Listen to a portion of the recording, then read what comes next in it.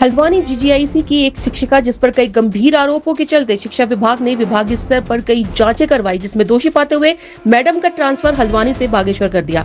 लेकिन मैडम ने शिक्षा विभाग के आदेश का पालन करने की जगह ट्रांसफर रुकवाने के लिए फर्जी मेडिकल सर्टिफिकेट बनवाया और पहुंच गई हाईकोर्ट।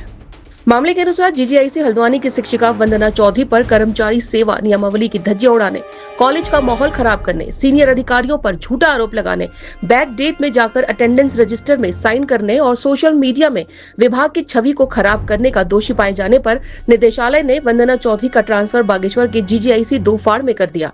जिसके बाद वंदना चौधरी फर्जी विकलांगता सर्टिफिकेट बनवाकर ट्रांसफर रुकवाने के लिए हाईकोर्ट पहुंच गयी। आपको बता दें कि 6 सितंबर को वंदना चौधरी को रिलीव किया गया था और ठीक एक दिन बाद 7 सितंबर की तारीख का 42% विकलांगता मेडिकल सर्टिफिकेट वंदना चौधरी जिला अस्पताल के सरकारी डॉक्टर से बनवा लाई, जो कि आरटीआई के जवाब में फर्जी साबित हुआ।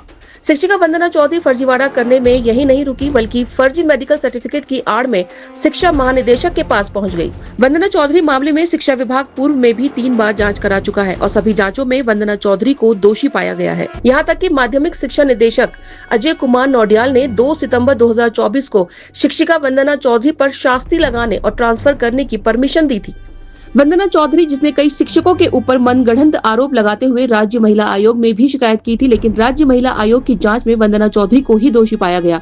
कला संकाय की शिक्षिका वंदना चौधरी कलाकारी करने में यही नहीं रुकी, ट्रांसफर रुकवाने और खुद को दोषमुक्त करवाने के लिए वंदना चौधरी ने फर्जी मेडिकल सर्टिफिकेट का उपयोग हाईकोर्ट और शिक्षा महानिदेशक को गुमराह करने के लिए किया, जिस पर हाईकोर्ट ने वंदना चौधरी को ट्रांसफर रुकवाने के लिए स्टे नहीं दिया। विद्यालय शिक्षा महानिदेशक झरना कमठान को दिए पत्र में वंदना चौधरी ने सिंपैथी कार्ड खेलते हुए बताया कि उनके इकलौते भाई की मृत्यु पिछले वर्ष हुई है, लेकिन सूत्रों की माने तो वंदना चौधरी के भाई की मृत्यु 10 साल पहले ही हो चुकी है। इसी तरह अन्य तथ्य जो कि महानिदेशक को वंदना चौधरी के द्वारा दिए गए हैं, सभी भ्रामक और झूठे हैं। शिक्षिका वंदना चौधरी, जो कि सरकारी डॉक्टर से फर्जी मेडिकल सर्टिफिकेट बनवा सकती है और किसी भी अधिकारी पर उत्पीड़न के झूठे आरोप लगा सकती है, इसीलिए शिक्षा विभाग के आला अधिकारी उस पर कार्रवाई करने से कतरा रहे हैं। जैसे यहीं पर इसी विद्यालय में एक टीचर हैं वंदना चौधरी, उनके ऊपर कई आरोप लगे हैं। यहाँ तक कि जो सेवा नियमावली है, कर्मचारी सेवा नियमावली, उसका भी उल्लंघन किया जा रहा है लगातार।